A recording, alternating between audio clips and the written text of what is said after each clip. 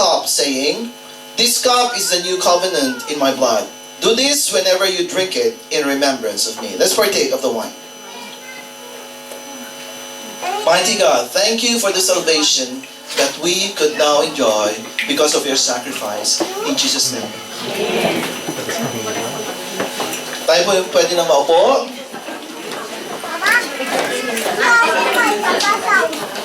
Patuloy po natin na pinag-aaralan yung pagiging malakas natin sa Panginoon. And we are now in the third portion, which is a covenant strength. Ano pong ibig sabihin ng covenant?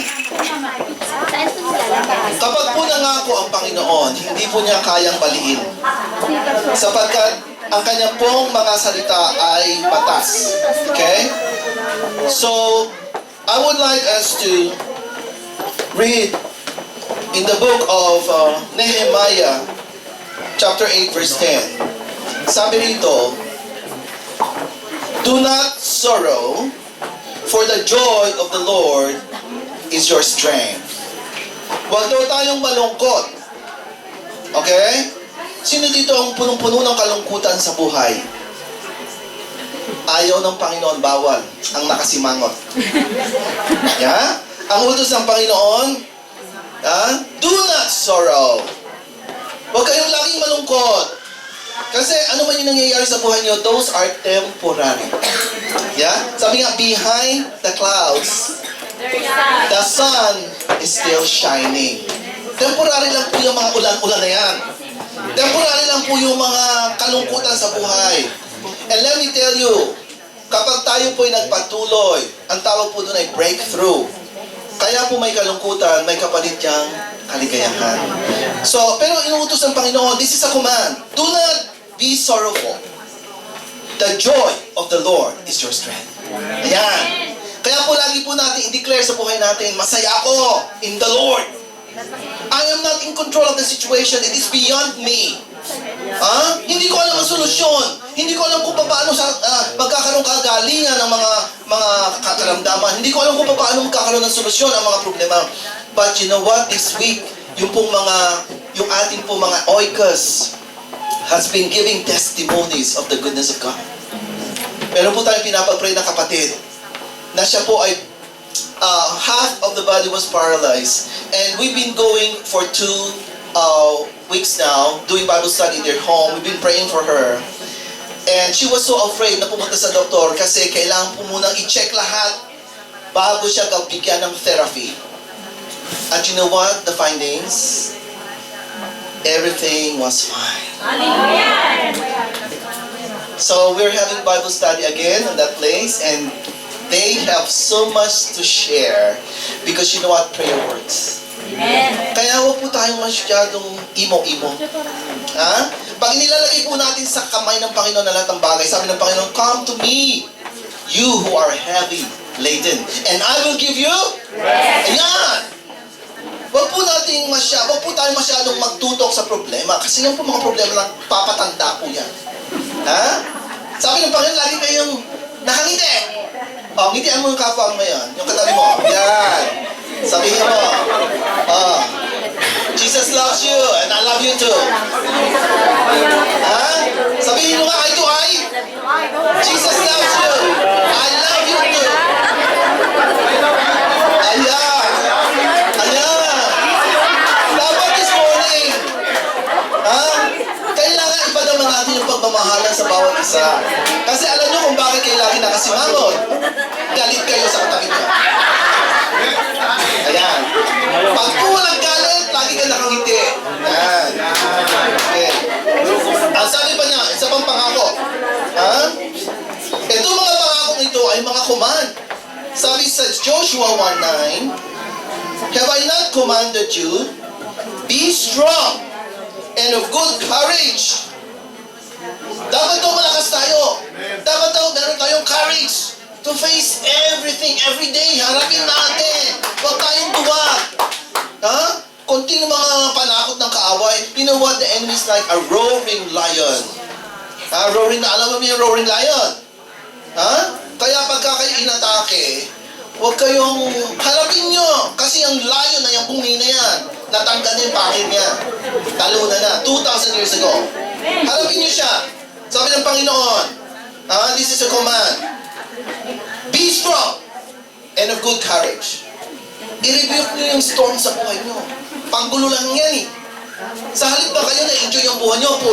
Puro mga atake ng mga kaaway. Wala namang kakwenta-kwenta yung mga atake ng kaaway na yan. Ha? Nasisira tuloy yung week. Inspired pa naman kayo kasi mayroon kayong first week of the month. Ayan, nakangiti lahat. Yung sinasabi ko ng Sunday. Ha? Nakangiti lahat pag first and second week of the month. Pagdating ng third and fourth, hindi mo na ma-picture ang mga mukha. Pero sabi ng Panginoon, kahit ganon, be strong and of good courage. Do not be afraid. Do not be dismayed, for the Lord your God is with you wherever you go. Hindi ka niya pababayaan. We're talking about our Father, ha? Our Father will never leave you nor forsake you. Yesterday, we were talking about the love of the Father sa kanilang mga anak. Okay? Sabi ko nga, naiintindihan ko yung mga umiiyak. Dahil yung mga baby nyo naiwan sa Pilipinas. Pero hindi kalooban ng Panginoon yan. Kaya yung mga nag-uuwi ng baby, ibalik nyo. Ibalik nyo. Ha? Wag nyo isipin. Ang cute pa naman, no? Ang gwapo. Tapos ipapaalaga sa lolo't lola. Sayang! Alam niyo ba, mabilis yung ganyang age? Namimiss ko na yan. Namimiss ko yung age na yan. Ha? Kasi paglagpas na ng 3 years old, iba na! Yeah, pero yung 1 to 3, baby pa yan, cute. Pagkatapos ng 3 years old. Pero, Jesus, the only Son of God, was offered alang-alang sa atin. Ha? Alam niyo ba kung paano kapag kayo mga bata ninyo ay may sakit, hindi kayo makatulog, ha? Ano pa kaya ang pakiramdam ng Ama na nasa langit? Sa bawat isa sa atin na kung minsan, alam niya naghihirap tayo dahil sa ating katigkasan ng ulo. Pero, He is our prodigal Father. Siya po yung prodigal, hindi po yung prodigal son. Alam niyo kung bakit prodigal father siya? Kahit po anong tindig ng katigasan ng ulo natin, andun po siya naghihintay. Naglolong. That my daughter, my son will come to me one day and would recognize that I'm their father. Huwag po natin itakwil ang ating Ama sa ating mga problema.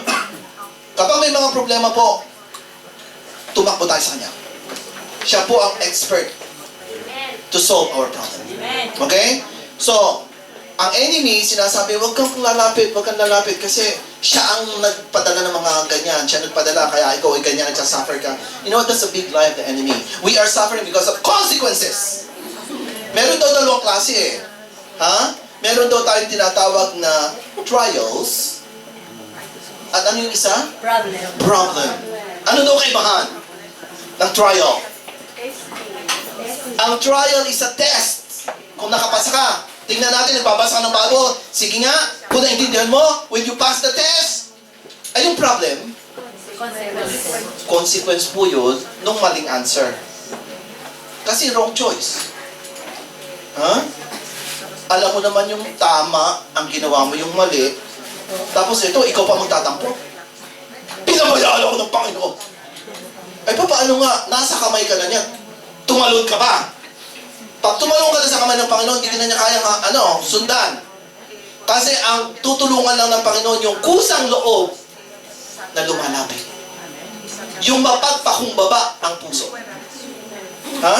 Kasi pag tayo pinagkasala, aminin natin, matigas ang ulo natin, aminin natin. Pero ang Panginoon, pag tayo nagpapakumbaba, Panginoon, ito na naman ako with all my faults, my imperfections, okay lang yan. Naintindihan kita, I've been there. Naintindihan ka na, Panginoon. So, huwag mo siyang i-underestimate. Nagfo-fall ka because you're weak.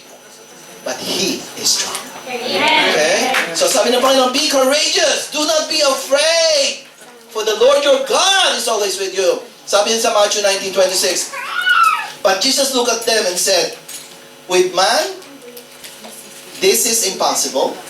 But with God, all things are possible. I-claim po natin yan. Dapat po i-quote natin yung memory verse na yan. With God, all things are possible. Meron itong with God, hindi with your ability. With your ability, wala kang gagawa. Kahit anong talino mo, sabi ng Panginoon, that's foolishness.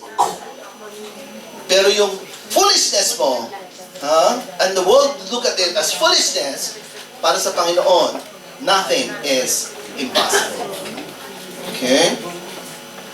And another promise na sinabi ng Panginoon sa 1 Thessalonians 1:6, and you became followers of us and of the Lord. Ayan. Tayo daw ay naging tagasunod ng Panginoon. Bakit tayo naging tagasunod? We have received the word despite of the affliction. Tinanggap daw natin ang salita ng Diyos sa kabila ng mga pagsubok, with the joy of the Holy Spirit. Sa Holy Spirit, kaya po nating harapin lahat ng afflictions, kaya po nating sumunod kahit anong hirap, because the Holy Spirit is the power of God in you. Okay? Tama na yung tama na yung inamin mo na ikaw ay mahina. Pero ngayon, templo ka ng banal na Espiritu. Ibig sabihin, pag ikaw ay templo ng banal na Espiritu, if you are the temple of the Holy Spirit, then who dwells in you? The Holy Spirit. Ikaw ay templo lang. Okay? That means that kailangan na-reflect yung glory. Kailangan yung fruit of the Spirit manifest. At alam natin kapag ang Holy Spirit andyan, kasi hindi mo pwedeng kontrolin ang glow sa buhay mo. Because you are the light of this world. Yung pong fruit of the Spirit, love, joy, peace, kindness, gentleness, patience, long-suffering. Lahat po ng magaganda na mga positive na characteristic ng tao, yan po ay natural lamang sa mga Kristiyano. Hindi po yan parang yung bungang pinilit na hinugin. Kasi yung iba po, they harvest the mango na hilaw, tapos nilalagyan nila ng pampahinog. Ano nilalagay nila? Buro. Kalburo. Masarap pala yung buro. Kalburo. Pagkatapos doon sa hinog na pilit. Pero yung pong hinog mula sa bunga, yun po ang napakasarap. Yan. Yun po ang gustong makita ng mga tao. Hindi po yung, the joy of the Lord is my strength, pero pilit. Pilit. Napipilitang gumiti. Kasi si pastor, lagi daw joy.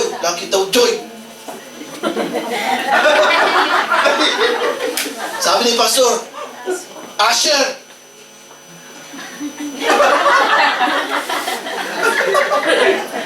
ang hirap dito. Ang dami kong problema sa bahay. Papangitiin ako. Di ba pilit yun? Kapag po sa Panginoon, kahit po anong problema yan, kaya mo pong tawanan ng problema mo. Kasi kayang-kaya ng Panginoon yan. Malaki ang Diyos mo. Kaya ikaw lagi kang full of the fruits of the Spirit. Namumunga ka, punong-puno ka ng bunga, hitig na hitig. Kaya ka pinagbababato. Pag daw ikaw binato, ano gagawin mo? Sabi niya, batuhin mo ng bunga mo. Hindi pa rin pwede yun. Bato pa rin yun. Masakit pa rin yun. Ano batuhin daw ng tinapay? Na nasa garapon daw. Kung naranasan nyo lamang, okay lang sana yung batuhin ng tomato. Ang problema, nasa bote. Nangyari po yan sa amin, doon sa maliit na church. Kasi nagpa-practice kami, nagpiprepare kami for anniversary, ang saya-saya namin. Biglang, pop! Akala namin time bomb. Kasi, nako, nung bumagsak, ang baho. Bulok na kamatis na nasa bote. Mabuti sana walang bata ro na, walang bata na andun sa may pintuan. Persecution. May mga bagay na yan. Pero ano? Yeah? Tayo po, kailangan po tayo na punong-puno ng banal na Espiritu lagi. Kasi hindi po natin alam kung anong dadating eh. Yeah? Kaya kung tayo punong-puno ng banal na Espiritu, under composure lagi tayo. Cool ka na. Ayan, andyan na yung mga magpapasabog. Ayan. Cool ka lang kasi alam pupunta sa langit. Diba? Diba? Hindi ba ikaw yung unang tatakbo? Ako Kristiyano, eto na. Sino rito ang anak ng Diyos? Kapag itinakwil mo ang Diyos mo, kapag hindi mo itinakwil ang Diyos mo, pumutulan ka. Kung halimbawa pumasok dito ngayon yun, sino kaya ang una rito? Na nagdadahilan pa. Pero pastor, maliliit pa ang anak ko. Sabihin ko sa inyo, sa tribulation, sa tribulation, mabuti pa kayong papugot na. Kasi ang mariresurrect lang yung mga martyrs. Yung mga nagpapatatak at dinadahilan yung baby nila, sorry to say, hindi ka mariresurrect during the millennium. Sorry to say, you're not part of that. You're bound to hell. Kasi po yung mark na yan po ay, ano yan? Ang tawag po dyan, mark of the beast. Wala ka na pong lusot. Simpleng-simple po ang presentation ngayon yan. Yung mga mark of the beast na yan. Yan po ay numero. Okay, ngayon meron na tayong lahat numero. Okay pa yan. Okay pa yan, nasa ID pa lang yan. Pag itinurok na sa'yo, dito o dito, yan po yung nasa Revelation, in the last days. Alam niyo po ang mark ng mga Kristiyano, yung mga martyrs, na mare-resurrect during the tribulation? You know their marks? Okay. Kapag po tayo ay follower ni Christ, we are called martyrs. Kasi ang kapalit po nun, buhay mo na. Ngayon po, ang banal na Espiritu kasama pa natin. But during that time, hindi po pwedeng paghirapan ng Holy Spirit. The Holy Spirit will be taken to heaven because He's doing a lot of wonderful things. Meron po tayong judgment seat of the throne and meron po tayo party happening for 7 years. What is that? The marriage supper of the Lamb. Pag po tayo na-resurrect, pag po tayo na-rapture, at alam niyo po, the scientists, napanood mo namin yung documentary, hindi po pwedeng sabihin ng mga unbelievers na hindi nila alam ang rapture. Because these are all, alam niyo po kung saan namin nakita yung presentation ng rapture? National Geography. This is a famous magazine. And everybody is reading this. This is very educational. Kaya I thought it was just the Christians been doing it, but this is the research of the wise people searching on the rapture. So na-prove po nila na ang mga Christian po ay mawawala and then tribulation happens. And tribulation po will last for 7 years. Ayan. Bakit po tayo ay aalisin? Kasi nasa atin po ang banal na Espiritu. We are the temple of the Holy Spirit. The Holy Spirit cannot suffer during the tribulation. So lahat po tayo na temple of the Holy Spirit, we will be resurrected. Yung po mga Christian na namatay, sila po munang-una. Ang explanation po doon, paano daw yung mga na-cremate? Paano daw po yung mga hindi nagkaroon ng opportunity na i-living? Ano mangyayari daw doon? So, this is the explanation. If God could command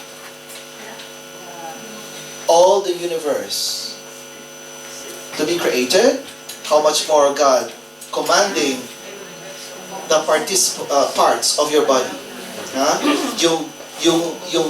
From dash to dash, from ashes to ashes. Yun daw, ashes na yan, kahit po saan yan naikalat na o inano mo sa tubig yan, yan po ay mabubuo. But the thing is this, the reality is this. Actually, it's no longer that body. The body that we will be having is a glorified body. The body of Jesus. Like Jesus experienced. Nung po siya after the 3 days that He resurrected, it's a glorified body. Pwede po kayo mag-penetrate sa wall. Glorified body po, nakikita, solid, pero supernatural. Yeah? Kaya tayo po, para pong Superman, mimit natin si Jesus sa air. Lilipat tayo. So, habang po tayo nasa air, ayan, nakikita, uy! Uy, si ano! Kilala ko yan! Yan yung oikos ko! Ayan.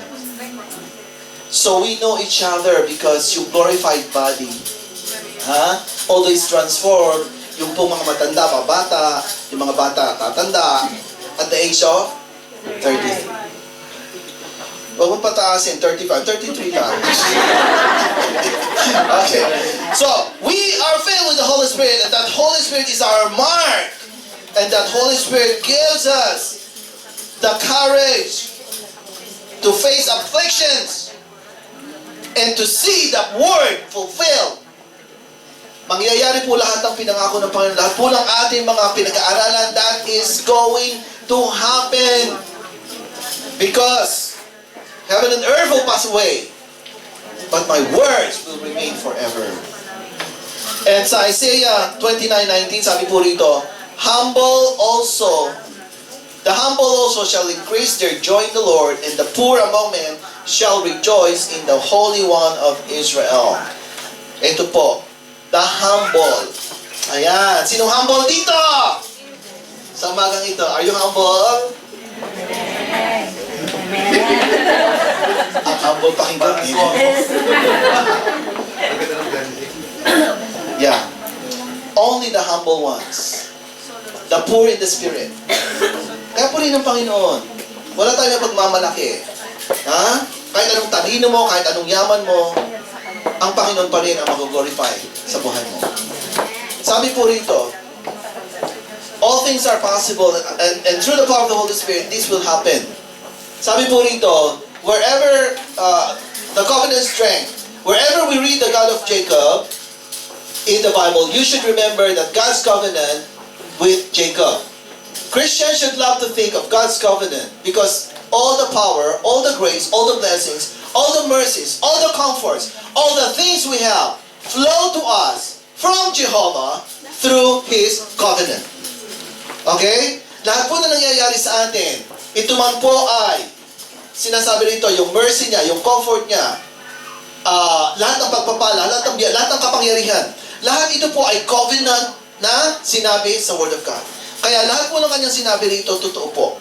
Okay? So we have to know clearly the covenant of God. Kailangan po alam natin, ano ba yung mga binigay sa atin ng Panginoon ng mga pangako?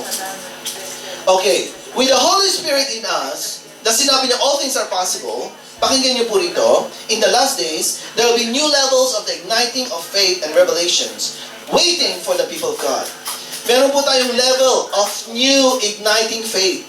Yung pong ating pananampalataya in the last days, I would like you to believe this. Kaya po tayo blessed na blessed sa church na ito is because you know how to pray. And because you pray, you could see answer to your prayers. Kasi iba na po tayo ngayon mag-pray. Hindi na po yung, Our Father who art in heaven, hallowed be thy name. Yung pong memorized prayer, yun po ay guide on how we approach our Father. Pero marunong na po tayo ngayon makipag-communicate. Yun po itinuro kasi hindi pa tayo marunong noon. Those who are babes in Christ were taught how to pray. Now, this is how you pray. Our Father, you call God your Father, who art in heaven. Okay, you have to remember that our Father dwells in heaven. Dapat yung maintindihan yan, na tagalangit siya, na siya hindi ordinary. na lahat ng inyong mga hihingin sa Kanya, kailangan ayon sa Kanyang kalooban.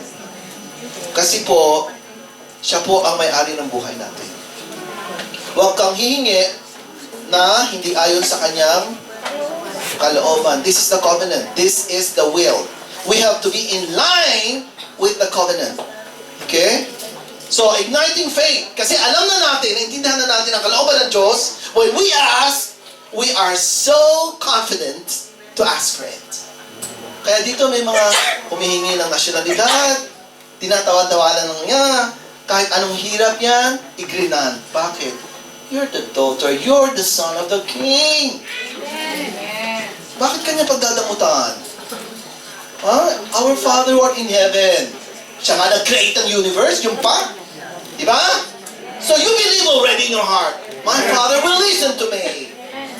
Thy kingdom come. Ano ba yung kingdom niya? Yung kingdom niya po, yun yung reign of Christ. Pinag-aralan po namin sa Bible study, how do we reign with Christ? And I posted it in the Facebook. Paano tayo? How could we reign with Christ? We are supposed to live in Christ. Okay? We have to know that we are in Christ.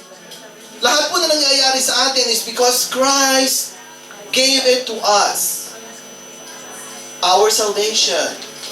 We are now going to heaven because of what Jesus did on the cross. We are in Christ. We might be a sinner. We might be imperfect. Kaya po pag tinatanong ko na po yung mga nasa kalye, sigurado ko na pupunta sa langit? Kasi nagkakasala pa ako. Alam mo naman, mahina. Sino ba hindi? Sa inyo, sino perfecto dito? Pero bakit natin nasasabi na tayo ay tagalangit na? How could you prove that you're already going to heaven? Why could you prove it? What did you do in your life? Because the Holy Spirit is within us. Ano bang ginawa mo? We accepted Him. Yun ang kaibahan. We accepted Jesus in our lives. So nung tanggapin na natin ang Panginoon sa puso natin, we are now in Christ. Hindi na po tayo mga tagalabas. Hindi na po tayo yung mga illegitimate child. Anong tawag sa Tagalog yan? Anak sa labas? Meron pang word.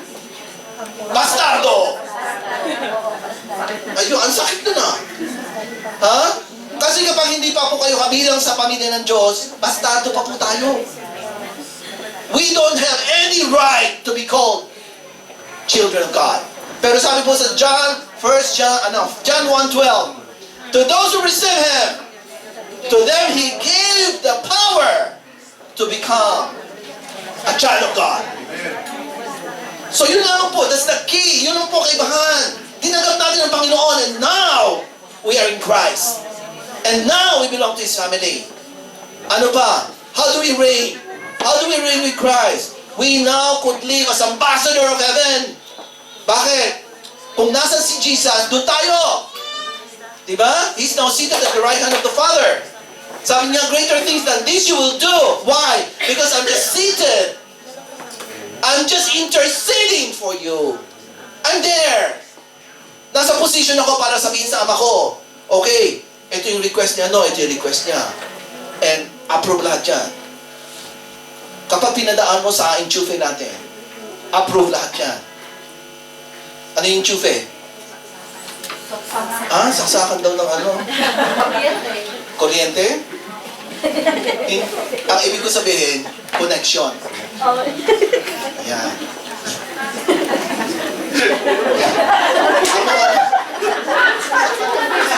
Yung enchufe. Pag trabaho pinag-usapan yung enchufe, yung connection mo. Kahit wala kang alam dyan, pag malakas yung enchufe, pasok sa trabaho. Kaya marami dito Pilipino, kahit na hindi nagsasalita ng language, may language barrier, pasok na pasok! Marami enchufe!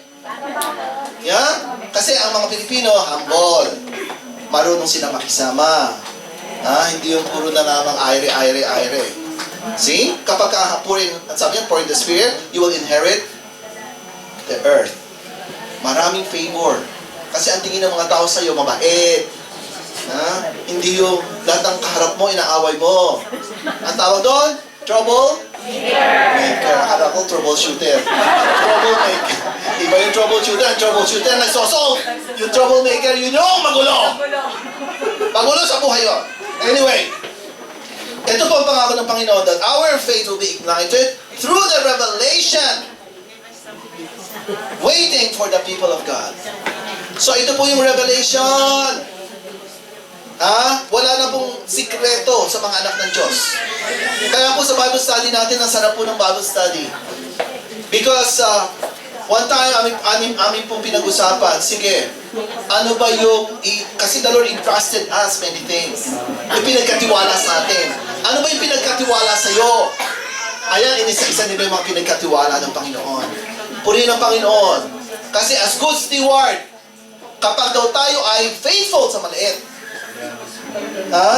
we will reign with Christ during the millennium. That is 1,000 years reign with Christ. Yun po yung literal reigning. At ang pwede pong mag-reign with Christ, yung masisibag. Sinong tamad?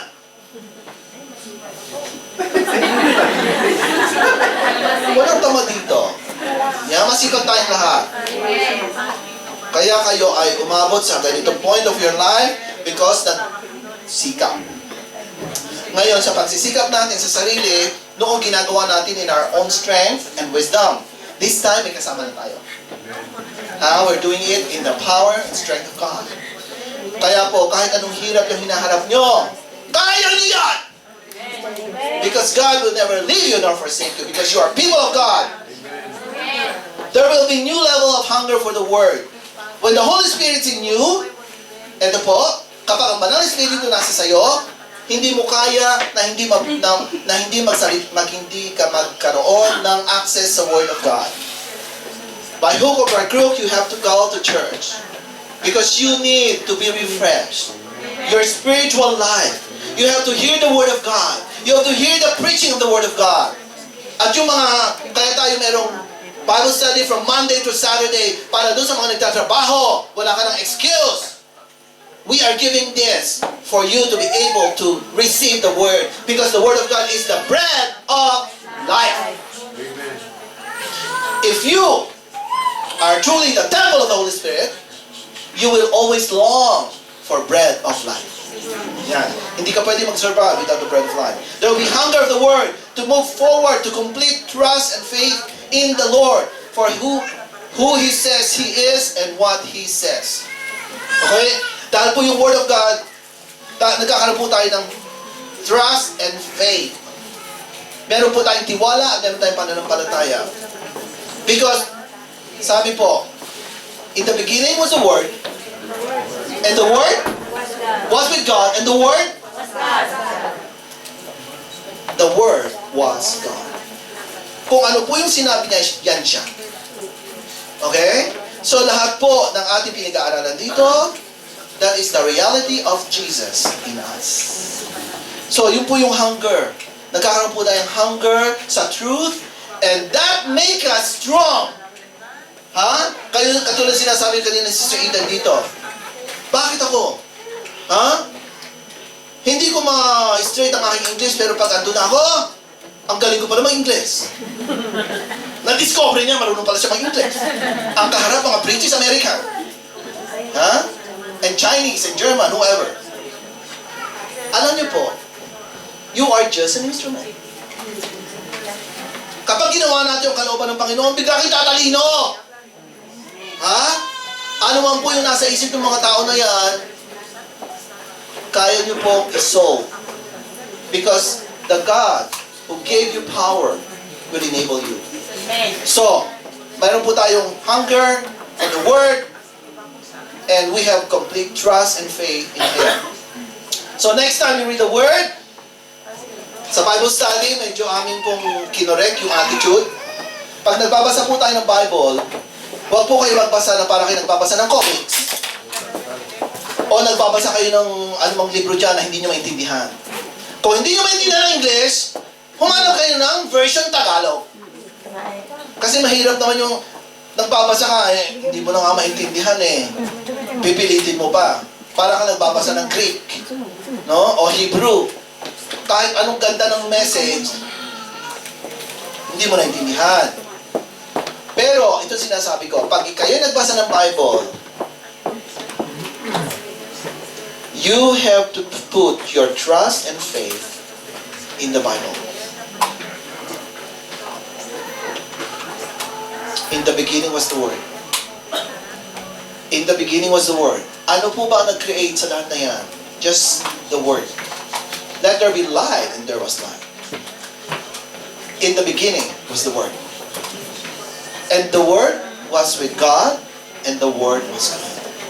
This is the Word. Huwag po nating ignore ang Scripture. This represent God. One day, during the tribulation, wala na to. Kasi itong unang aalisin ni Antichrist. If you know it by heart, if you don't know it by heart, maghahanap kayo ng mga tao na naiwan, nasa katigasan ng ulo. Ha? Na alam i-recite ang Bible from cover to cover. But meanwhile, we have freedom. Sabi ko nga, we could memorize the Word of God. Kasi sabi niyo, matanda na ako. Purul na, purul. Let me tell you, kung mahal mo ang Panginoon, at kung mahal mo yung sinasabi niya, it is like a love letter. Sino rito na in love? Na meron kayo mga love letter, na kahit na 3 pages, memorize. Sino nakaranas ng gano'n? Walang na in love dito. But if you're really in love with a person, hindi ka magsasawang basahin niya. Kahit memorize mo na, basahin mo pa rin. Diba? Ganun dapat ang attitude natin sa Word of God. If you really love God, kagabi nag-memorize kami ng 2 Chronicles 7:14. If my people, yan tayo po yung mga tao niya, who are called by my name, shall humble, command na naman, shall humble themselves and pray and seek my face and turn from their wicked ways. Then I will hear from heaven. I will heal their land. And I will forgive their sins. Ayan. Yun po yung pangako ng Panginoon. I will, I will, I will. Pag ang Diyos na nagsalita ng I will, hindi po yan pwedeng baliin. That is a covenant. So, let's have the hunger to the Word of God. Okay? The Lord is raising you up as warriors. He is training our hands for war. And we are fighting as an army full of faith and free from unbelief. So in the last days, narito na tayo sa last days, kailangan po tayo mayroong matibay na pananampalataya sa Panginoon kasi marami po dyan mga false prophets and ang mga false doctrines na ang sarap pakinggan. Gusto mong yumaman, sumama ka sa aming iglesia. Alam namin kung paano magpayaman. Ayan. At meron dito mga nag-hypnotize, nagagamit nila yung hypnotism to brainwash people. Meron dito mga, they believe, no? Na napaka-fanatic nila. They're willing to die for the sake of God. But they're killing people. This is the last days. Kung wala po tayong sapat na pananampalataya, madali po tayo must wait. Okay? But the Lord is raising you up as warriors. Kalabanin po natin yung mga maling turo. Let us fight the good fight. Let us make sure that we are full of faith and free from unbelief. Free from unbelief.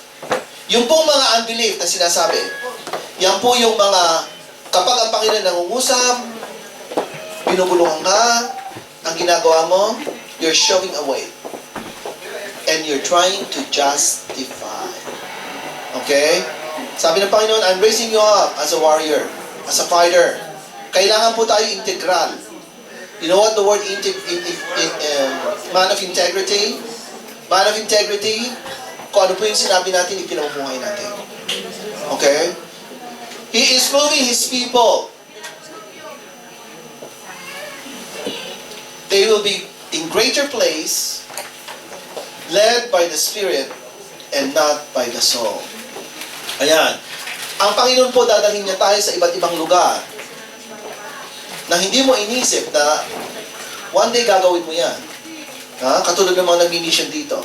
They never thought na kaya nila na they could talk to the people on the streets face to face and speak to them, mga estudyante ng mga political science, mga kung saan-saan mga lahi.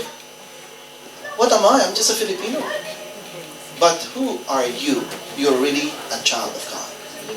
And you're in front of these people. They're the wisest of the world. But you have the wisdom of God. Sino mas mataas?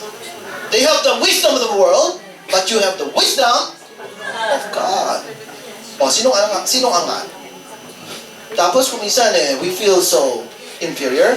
No! Alisin na yung unbelief na yan. If you believe with what you pray, yung may sakit gagaling. Because you believe. Eh kapag ikaw may duda, huwag ka na mag-pray.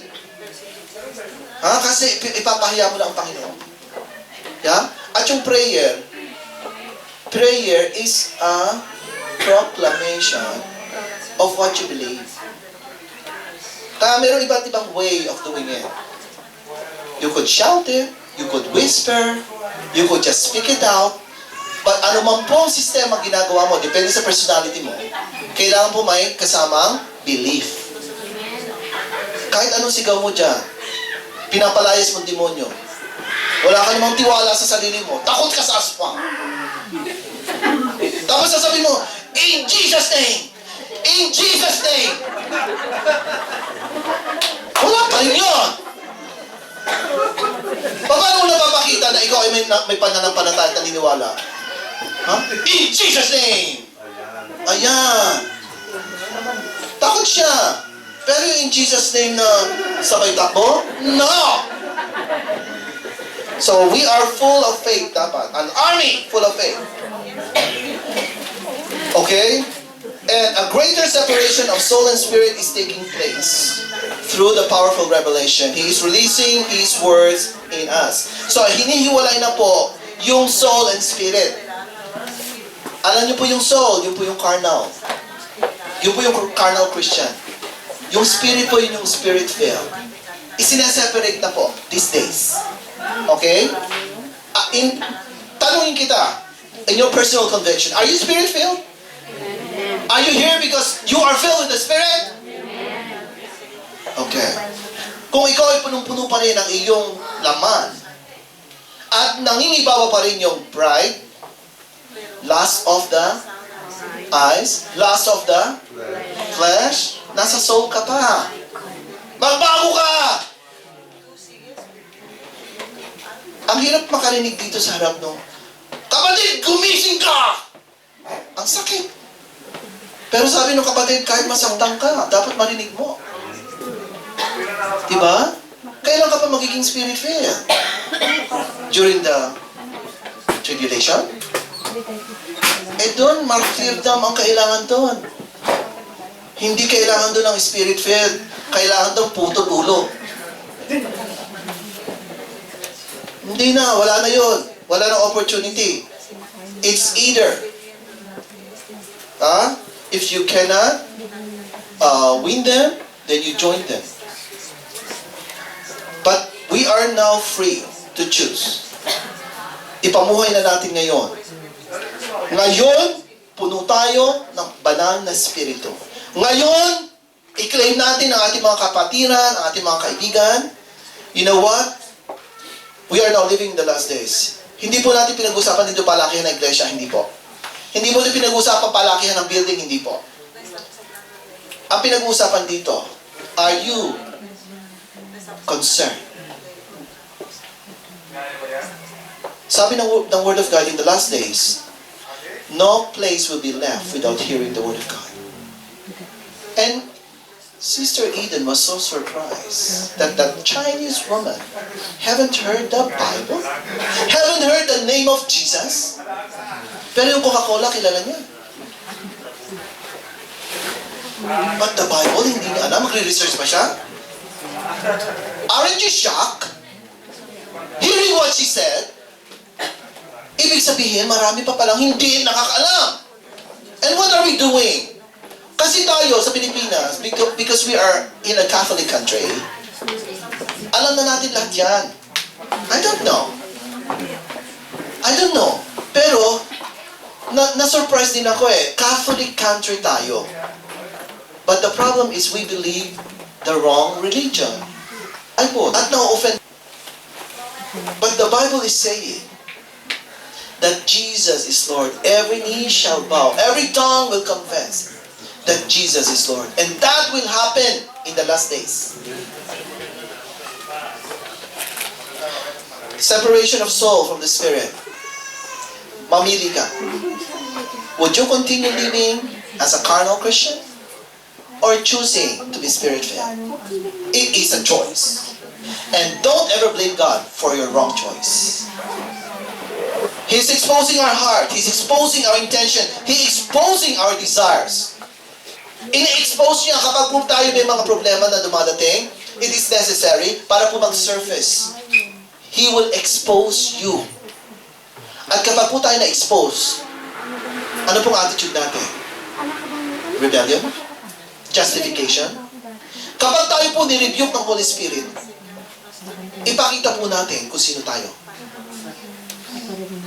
Tayo po ay anak na dapat na i-correct. At hindi po tayo may-ari ng buhay natin. Because that might be the last chance the Lord will talk to you. And then, your judgment. For man shall live alone once, and after that, judgment.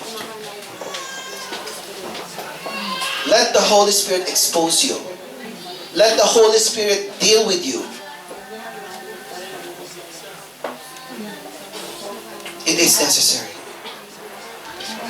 And as a consequence, fire falling upon your heart will burn away all your impurities. That fire is a consuming fire. That fire is not the fire of hell. It is a purifier's fire. Huwag po kayo matakot sa fire ng Spirit. Meron pong magsabi, ay, fire vision. Naku, may fire. Naku, ibig sabihin, taga-impyerno yung mga yan. May fire may fire vision. At talagang lungkot na lungkot sila. Ay, may fire vision sila. Lahat sila pupunta sa impyerno kasi may fire. One of the symbol of the Holy Spirit is the cloven tongue. The fire during the time of Pentecost. Nag-manifest po in a cloven tongue of fire. So, yung pong fire that is pure, that is from the Holy Spirit, let it burn the impurities in us. Let Him burn it. Allow Him to do it. Don't resist. It is for your good. Masakit man. Pero kailangan kang ma-purify because tayo pong mga anak ng Diyos, we have to go through sanctification and then after that, glorification. Pero kung hindi po tayo dadaan dyan, yung pong sanctification is like an offering na inilalagay po sa altar. At pag during the Old Testament, pag inilagay sa altar yung dead animal na yan at yan ay acceptable, that will be consumed by fire. Ganun po tayo, we are a living sacrifice, holy and acceptable before God. Kaya po, i-consume niya po tayo with the power of the Holy Spirit. He will purify us. He will allow us to go through a lot of exposure so that we could testify of the goodness of God. Pinadaan niya ako sa sakit. para malaman ko na siya pala ang healer. Pinadaan niya ako sa pagiging gutom, sa pagiging mahirap, upang patunayan sa akin na siya pala ang aking hari. That He's my provider. Mga kapatid, huwag po tayo matakot. The fire is falling to burn away the impurities in us. People of God, the Lord is releasing you. Do not listen to the condemnation. You are being exposed, but you are not condemned. Ipinapakita ng Panginoon kasalanan mo, pero hindi ka niya kinokondemn. Sabi ng Panginoon, the reason why He was crucified was because you're a sinner. Kung tayo pong lahat ay hindi makasalanan, hindi na po kailangan ng redemption. So kapag po tayo ay tinas ng Panginoon, nalulungkot ako kasi chismoso ka. Nalulungkot ako kasi sinungaling ka. Nalulungkot ako kasi magnanakaw ka. Nalulungkot ako, anak. Kapag sinabi niya yan, nalulungkot siya eh. Bakit ayaw niyo siya sumaya? Kayo lang masaya. Kapag kayo nagchichismis sa buhay na may buhay, masaya kayo. Kasi nakasira kayo ng buhay. Eh, nalulungkot ang Panginoon. Kasi mahal niya yung tao. Oh. Who are we to judge? So don't believe that condemnation. The condemnation is from the enemy. He is the author. His purpose is to destroy you. But you know what? When the Holy Spirit exposes you, be humble. Because He is doing it out of His heart of love to bring you, listen to this, to bring you into alignment with what He has in mind for you. First, to refine your character, to purge you, to purify you, to prune you, and to move you through the preparation before you be raptured. Yung pala ang ending, rapture. So, bago po tayo ma-rapture, kailangan mong tayo ma-prune. Ano yung pruning? Tinatanggal po yung mga, alam niyo po, during the winter time, yung nakita ko yung aking kaibigan sa Switzerland, lahat ng kanyang roses, puro na lamang, puro na lamang twigs. Wala na siyang mga branches. Ha? Pinagkakat niya. Pagkatapos, sinundan ko yon. Tinanggal ko lahat. So, naiwan na lamang yung twig nga, yung kanyang puno. Yan. And now, namumulaklak na ulit. Ganun pala yun. Kailangang aalisin para mamunga tayong mabuti. So, yung mga extra, kayang tanggalin ng Holy Spirit. Hindi ka. But He's the one pruning you. Ang sarap po. Masakit pag pinuprune. Kasi, tabasin ba naman yung paborito mo? Yung paborito mong scene, tatanggalin. Yung paborito mong friend, tatanggalin. Yung paborito mong hobby, tatanggalin. Tatanggalin lahat. So, mangyayari, expose ka. But then, here comes autumn. Mamumunga ka. Ang bango-bango mo. Lahat ng tao gusto kang makasama. Lahat ng tao mahal na mahal ka. Ano bang ginawa mo sa buhay mo? Dati ganyan ka. Ngayon, turuan mo nga ako. God is going to give you a character that is similar to Him, a heart that is filled with love, humility, and purity. He is extending you. He is strengthening you. He is positioning you to fly away on that rapture day. Ipinoposition para tayo ng Panginoon. Nakaposition ka na ba? Ha? Nakaposition ka na? Kapag dumating ang Panginoon, today is the rapture day, are you sure you are ready? Get set? Go. Yun pala yun. Yun pala yun. Huwag kayo mainit. Eternity will never end. Pero magsisimula tayo sa 1,000 years. Yun ang introduction. And what is that? Reigning with Christ.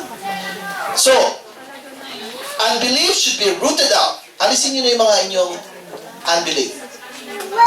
Oh, yung may mga duda-duda dyan, yung mga, si pastor, husay lang sa salita yan, wala naman sa gawa. Hindi ako nagsasalita ng salita ko, mga kapatid. Ang sinasabi ko rito ay salita ng Diyos. At ako, naranasan ko. Ewan ko kayo.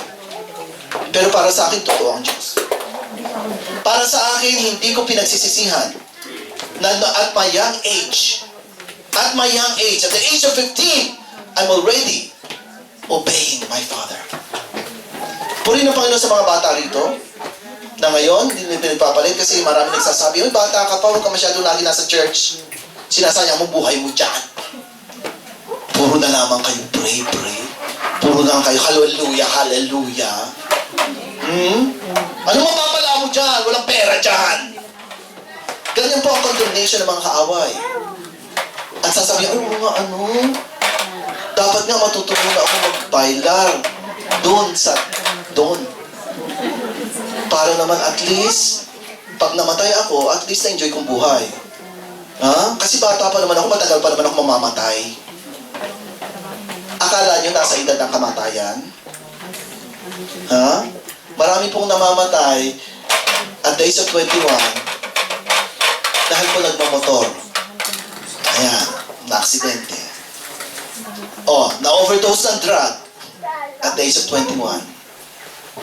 Kaya po, dapat nakaposisyon na tayo kahit bata ka pa. Yeah? So, cut off that unbelief in you and look at a new level of faith. Rise up. Be a part of heaven. Because heaven is going to invade earth, crushing all impossibilities. Tayo po mga tagalangit, we will invade the earth. And we will crush all impossibilities. Yung po may mga sakit dyan, napapatay na. Sa magitan ng ating panalangin, bubuhayin na pa. Amen! Ha? Alam niyo po na these last days, ang dami nang pumupunta ngayon doon sa mga brujeria. Anong tawag sa atin sa Pilipinas yan? Ha? Polaryo? Albularyo.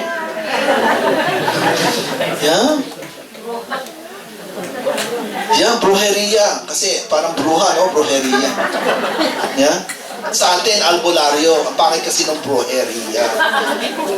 Iisa naman yun. No? What? Bakit po? Walang pera. Nakatipid. Doon paano na? Pabulong-bulong lang. Ha? Patapal-tapal lang ng mga laway-laway. Buti sana ko nag-brush.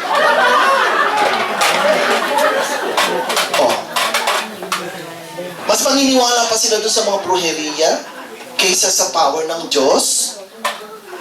Bakit? Kasi walang mga Kristiyano nag-a-attend na ipatunayan sa mga tao ito na makapangyarihan ng Diyos. Diba? Kung ikaw ay inutusan ng Panginoon na ipag-pray mo yung mga tao na yan. And praise God for our oikos. Purihin ng Panginoon sa kay nanay. Ha? We are seeing her improving a lot. Yung testimony niya na before takot siya maglakad, ngayon nakakalakad na siya. And every Sunday, I will sing na. Why? Because God is real. Alisin na natin yung unbelief. Paggamit tayo sa Panginoon. Wala ka namang gagawin kundi i-declare mo lang eh. Ha? So, paggamit ka. Okay? Yung mga tao dyan ang papatay na, mabuhay ka in Jesus' name. Yes, nagawa mo na yung part mo. Kung mabubuhay siya, mabubuhay. Kung hindi, hayaan mo. Bakit mo pinaproblema? Eh kasi po, baka lalong mamatay. Because Because of unbelief. Eh, nasa isip mo, mamatay yung tayo. Di ba mamatay na? Oh, bakit mo pa pinag-pray? Bakit ka pa bumisita? Kaya purihin ng Panginoon. Yung po mga binibisita natin dito na matitigas ang ulo, kahit po matigas ang ulo, gumagaling. Bakit? Dahil sa faith mo. Kasi inire-respect ng Panginoon ang iyong panalangin.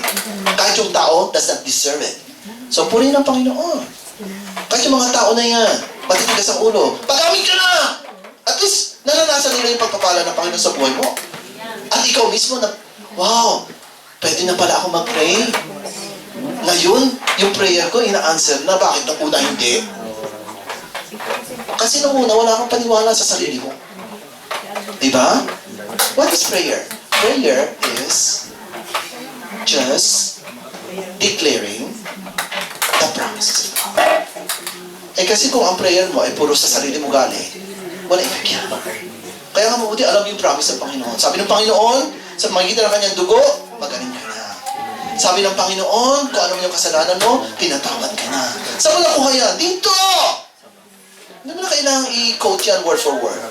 Basta ang essence andyan. So we have to be in alignment with God, take away the unbelief, and we have to invade the impossibilities. Tayo kung nga tumayo.